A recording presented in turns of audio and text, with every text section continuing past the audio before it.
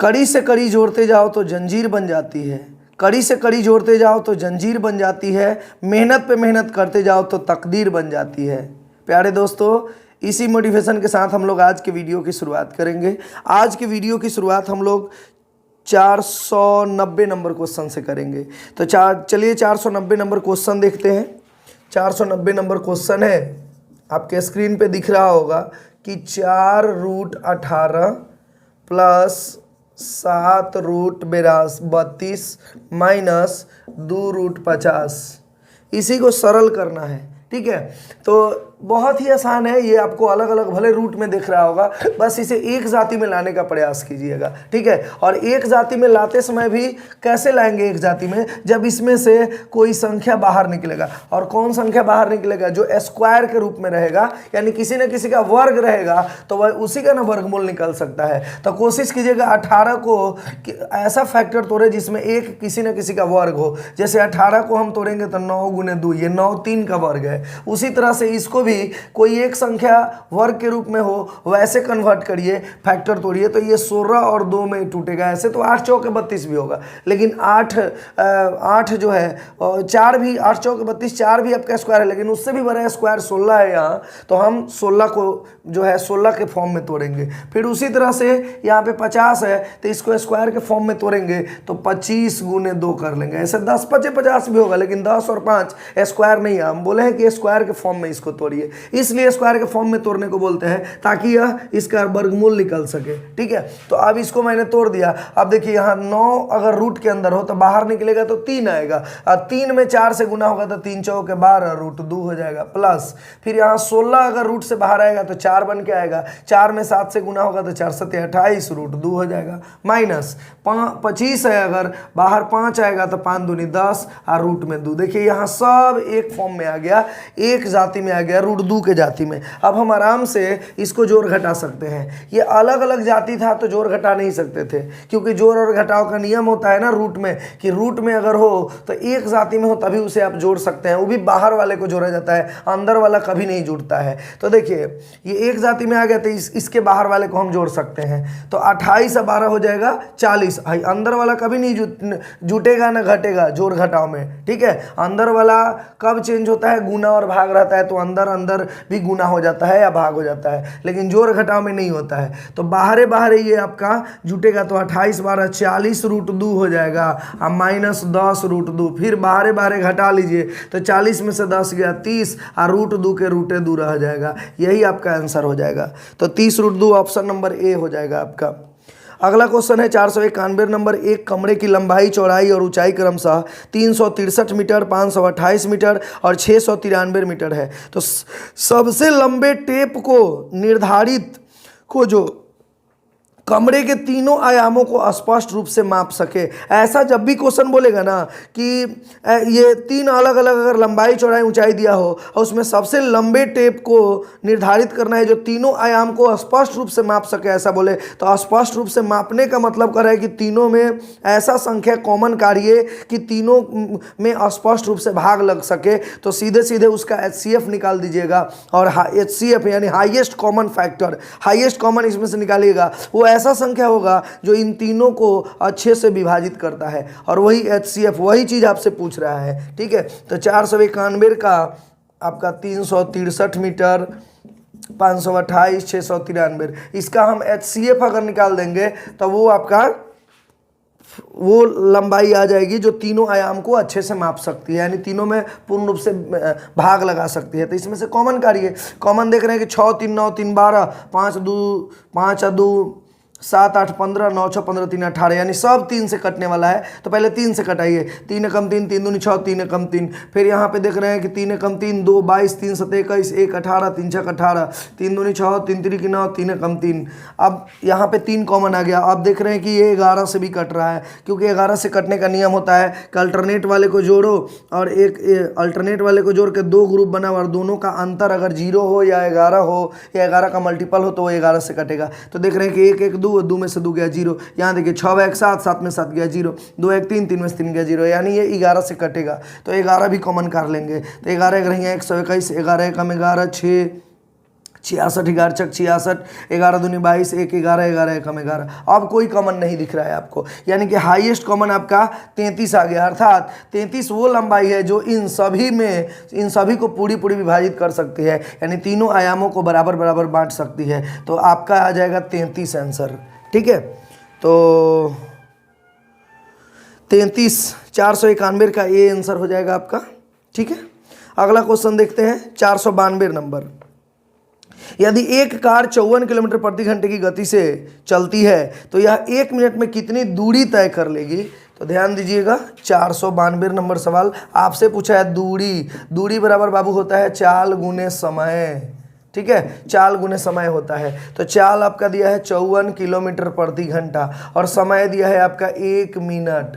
ध्यान दीजिएगा, हम इसमें गुना करा देंगे तो आंसर आ जाता। कब? जब एक जाति में रहता तब। अभी ये एक जाति में नहीं है, इसे एक जाति में चेंज करिए। या तो आप इसको घंटा में चेंज कर लीजिए और ये किलोमीटर प्रति घंटा में है ही, एक जाति में आ जाएगा, या आप इसको मीटर प्रति सेकेंड में कर लीजिए और इस मिनट को सेकेंड में कर लीजिए। ठीक है, तो ज़्यादातर चाल को ही चेंज किया जाता है और चाल आपका किलोमीटर प्रति घंटा में है, इसको मीटर प्रति सेकंड में चेंज करने के लिए 5/18 से गुना करा दिया जाता है।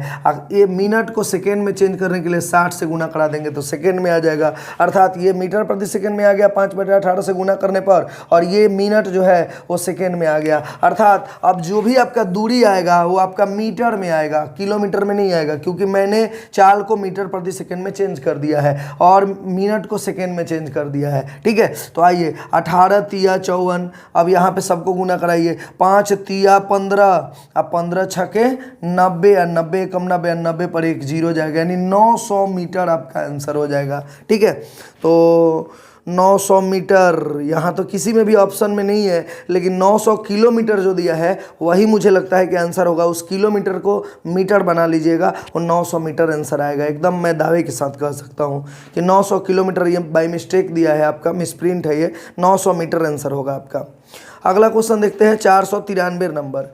यदि साइन थीटा बराबर 5/13 तो कॉस थीटा का मान क्या होगा? 493 नंबर, साइन थीटा का मान दिया है 5/13, तो आपसे कॉस थीटा पूछ रहा है। ध्यान दीजिएगा, जब भी ऐसा क्वेश्चन बोले तो इसको पहले समकोण त्रिभुज बना दीजिएगा। और साइन थीटा का फॉर्मूला होता है लंब बटा कर्ण, यानी लंब का मान 5 दिया है।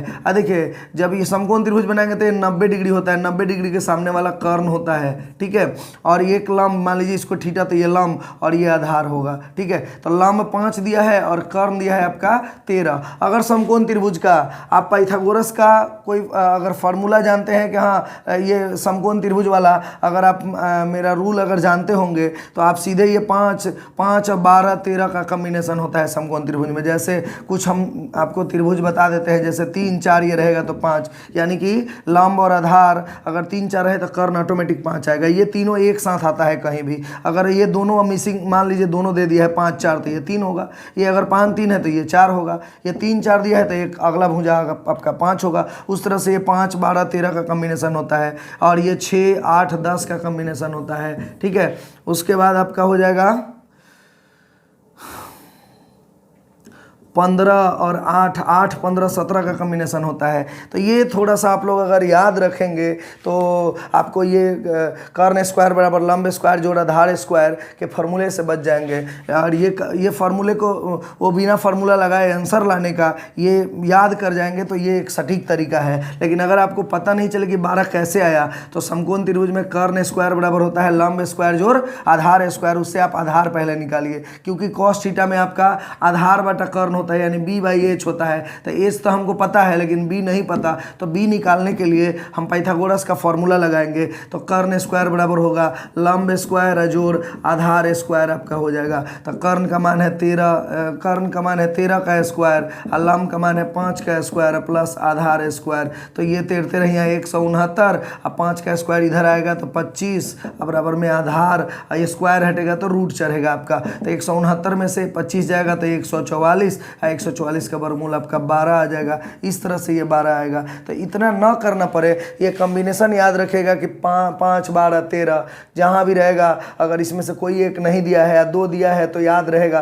कि अच्छा 13 5 है तो यहाँ तो 12 होना चाहिए, या यहाँ 13 12 है तो यहाँ 5 होना चाहिए, या 5 12 है तो 13 होना चाहिए। तो इस सब से आप बच जाएंगे, ठीक है। तो आपका आ गया 12, आधार 12 आ गया। आपसे पूछा है cos थीटा बराबर आधार बटा कर्ण, आधार है आपका 12 और कर्ण है आपका 13, यानी 12 बटा 13 आंसर हो जाएगा आपका, ठीक है।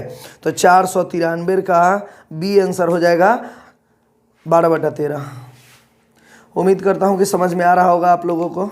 अगर समझ में आ रहा है तो आप लोग कमेंट बॉक्स में लिखकर ज़रूर बताएं, ताकि मुझे मोटिवेशन मिले और मुझे पता चल सके कि आप लोग को अच्छे से समझ रहा है और समझ में आ रहा है, और आप लोग को मेरा ये वीडियो से बनाने से फ़ायदा मिल रहा है। तभी मैं और इससे भी ज़्यादा मेहनत करके आप लोग के लिए वीडियो बनाऊँगा, ठीक है।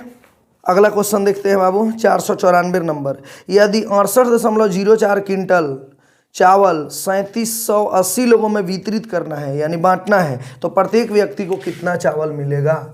देखिए, जब 68.04 क्विंटल चावल को अगर 3780 लोगों में बांटना है, तो 3780 से आप क्या कर देंगे, भाग लगा देंगे। तो प्रत्येक व्यक्ति को कितना चावल मिलेगा, प्रत्येक व्यक्ति को चावल जो मिलने वाला चावल है कितना मिलेगा वो पता चल जाएगा आपको, ठीक है। तो देखिए, ये क्विंटल में है तो इसको केजी में बदलिए। तो 1 क्विंटल में 100 केजी होता है तो 100 से गुना कर दिए, ठीक है।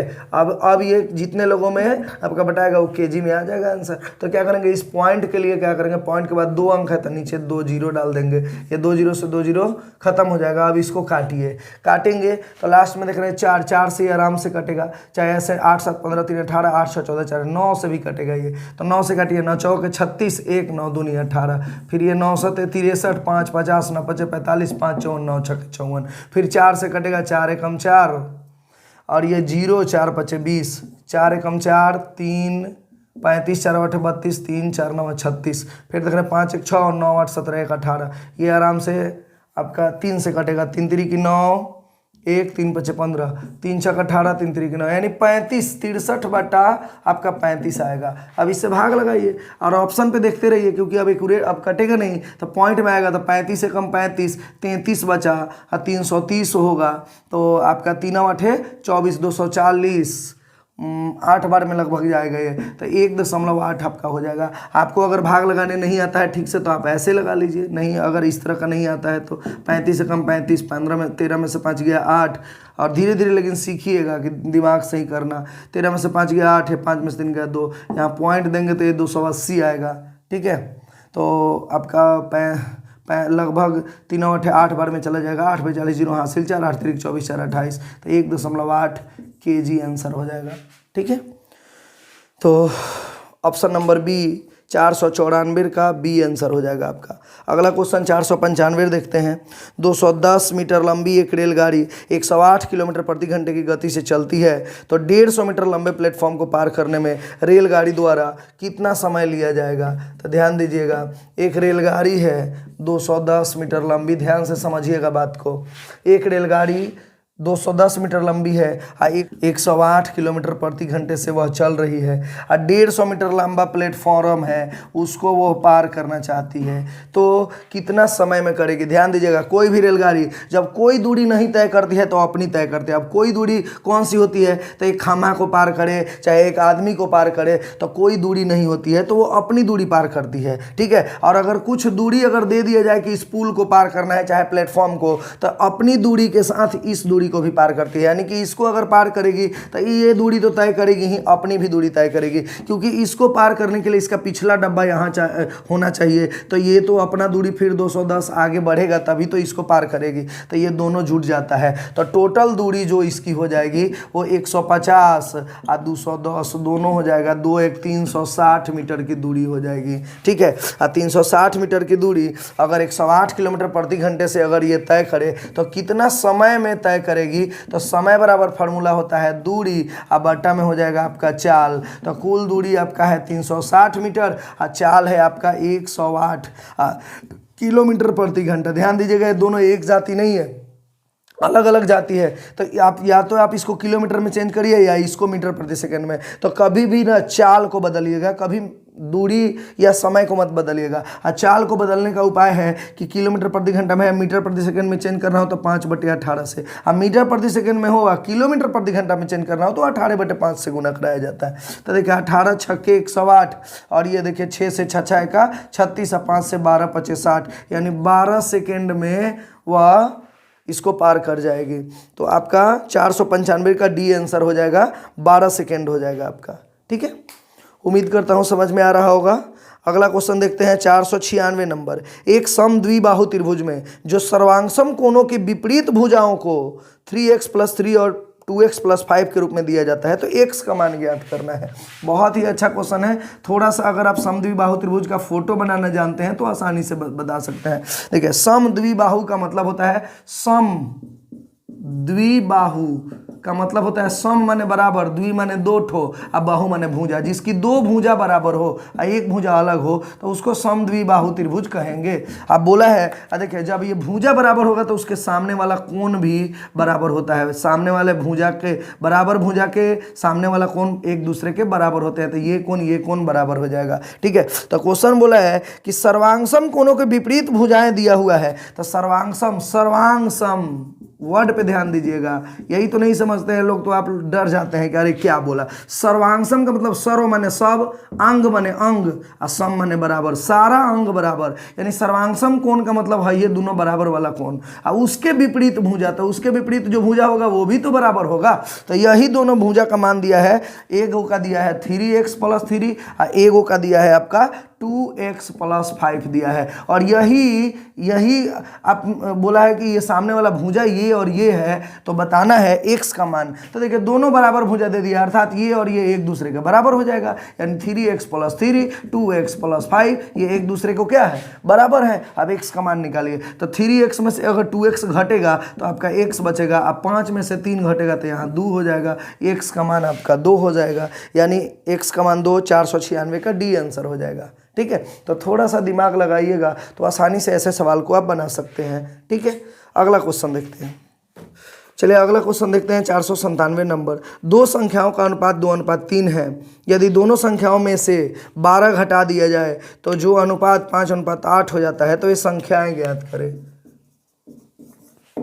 दो संख्या का अनुपात 2:3 है, प्रत्येक में से 12 घटाया जाता है, यानी 12 घटाया जाता है, तो नया अनुपात 5:8 बन जाता है। जब भी ऐसा क्वेश्चन बोले कि इसमें से 12 प्रत्येक में से घटाया जाए, ये बन जाता है, यानी इन दोनों अनुपात का अंतर दिया है 12 का, जोड़ा जाए या घटाया जाए बोलेगा तो इसका अंतर ही समझेंगे कि ये 12 का है। ठीक है, तो अंतर अगर 12 का है तो पहले अंतर लीजिए, तो 5 2 और 5 का अंतर है आपका 3, 3 और 8 का अंतर है आपका 5। क्या यह अंतर बराबर है?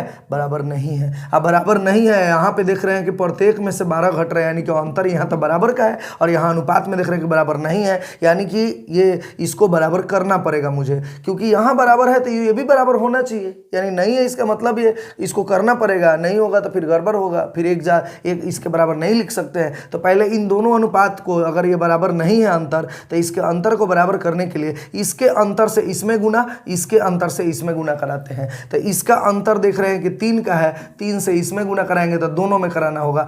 इसका अंतर देख रहे हैं कि 1 का है, तो 1 से इसमें गुना कराना होगा, तो 1 में तो गुना कराएंगे तो वही के वही रह जाएगा, लेकिन आप काट कर नया ही बना दीजिएगा, क्योंकि 1 के अलावा कुछ भी रहता तो ये बदलता। तो 1 से इसमें गुना करेंगे तो 5 8 रह जाएगा, 3 से इसमें करेंगे तो 3 दूनी 6, 3 3 9, और नया डाटा बना लीजिएगा। जो नया डाटा आएगा ना उसका अंतर देखिएगा एकदम बराबर हो जाएगा, यानी बराबर करने का यह शॉर्ट टेक्निक है। तो देखिए आप देखिए 6 5 का अंतर 1, 9 और 8 का अंतर 1, देखिए बराबर आ गया। और रियल में अंतर कितने का होगा? 12 का।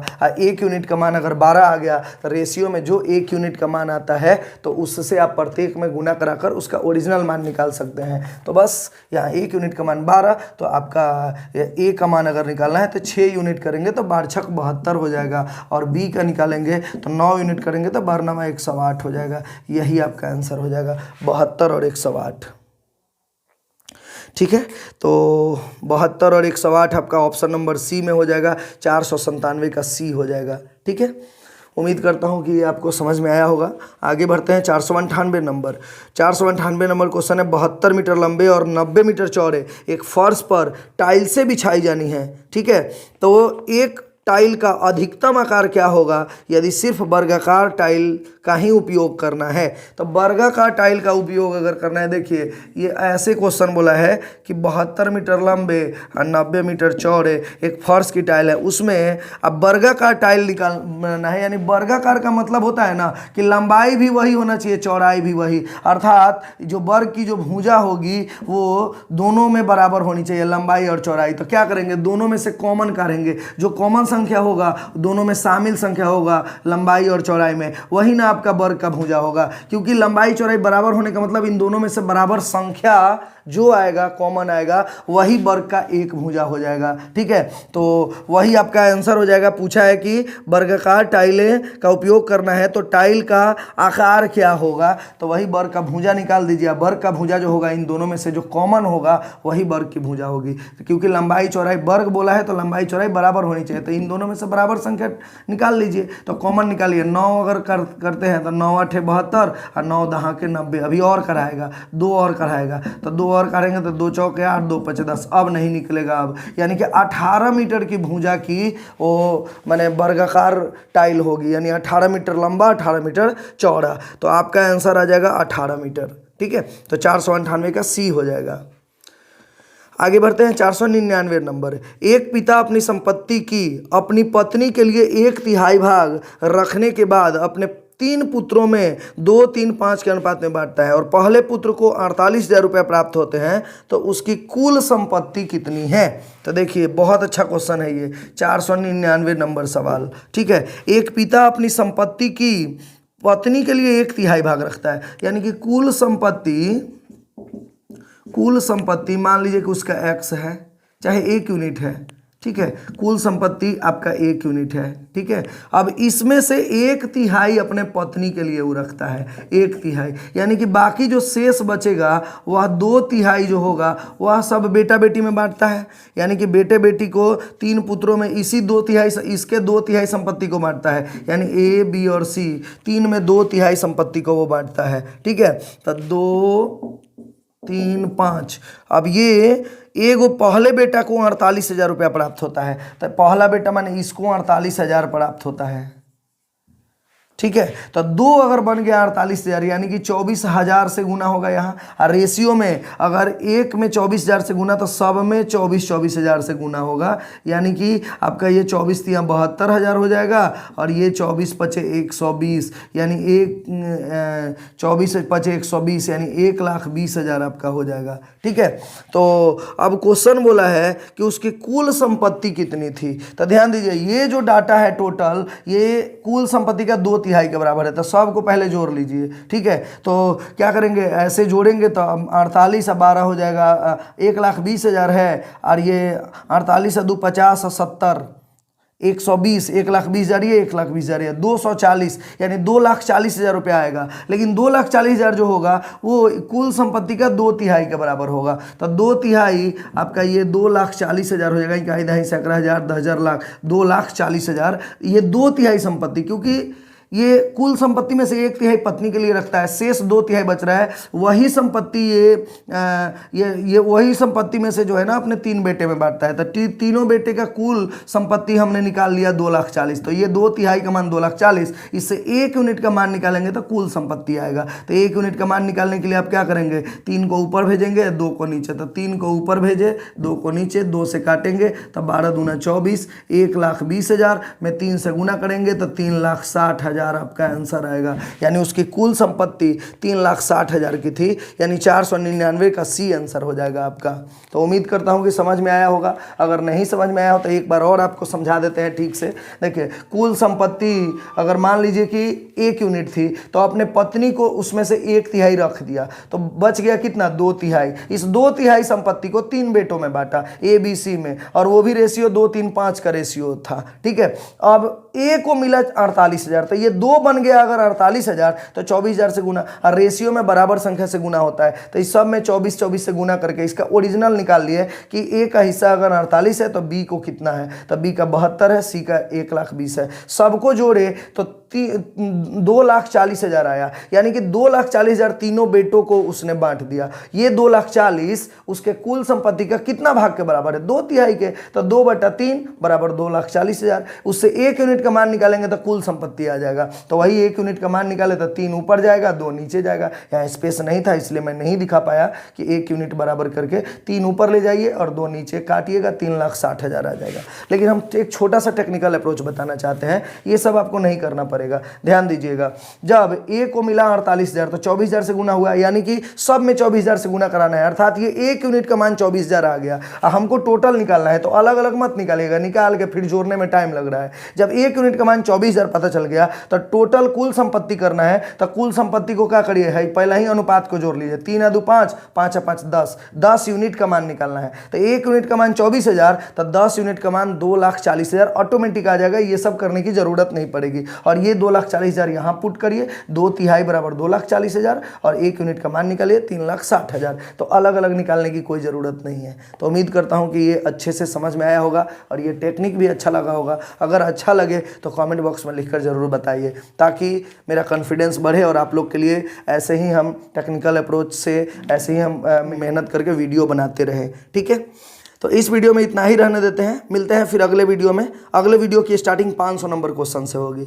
मैं ये क्वेश्चन दे रहा हूँ आप लोगों को, आप लोग इसका आंसर कमेंट बॉक्स में लिखकर जरूर दीजिएगा। क्वेश्चन है, एक चुनाव में 1/6 वोट अवैध थे। यदि प्रत्याशी ए को वैध वोटों का 8/15 वोट मिले हों और प्रत्याशी बी को 4900 वोट मिले हों तो कुल वोटों की संख्या कितनी होगी। ऑप्शन ए है 10,500, बी है 11,800 और सी है 12,600 और डी है 14,200। दोस्तों, आप लोग को इसका मैं PDF भी अब डालने जा रहा हूँ। मेरे टेलीग्राम चैनल से आप लोग जुड़िए, टेलीग्राम पे मैं इसका पहले ही PDF डाल दूंगा और PDF से पहले आप लोग इस क्वेश्चन को बनाइएगा और उसके बाद नहीं समझ में आए तो आप ये वीडियो को देखकर और अपना टेक्निकल अप्रोच सीखिएगा। तो पहले आप खुद से बनाइए, उसके बाद अपने से आप किस मेथड से बनाते हैं वो देखिए और हम कैसे बताते हैं वो आप देखकर और नए मेथड सीखिए। ठीक है, क्योंकि आप अगर जिस मेथड से बनाएंगे तो पहले तो आप बेसिक मेथड से या जिस मेथड से भी बनाएं और मेरा वीडियो देखिएगा तो बहुत सारे टेक्निकल अप्रोच आपको देखने को मिलेंगे। तो पहले आप अपने से खुद से बनाएं, बने या ना बने, उसके बाद वो PDF देखकर टेलीग्राम चैनल से जुड़िए आप लोग सब लोग। ठीक है, और उसके बाद फिर इसको जो है वीडियो को देखिएगा तो बहुत सारा टेक्निक्स जो है वो आपको सीखने को मिलेगा। ठीक है, तो इस वीडियो में इतना ही रहने देते हैं, मिलते हैं फिर अगले वीडियो में। जय हिंद दोस्तों।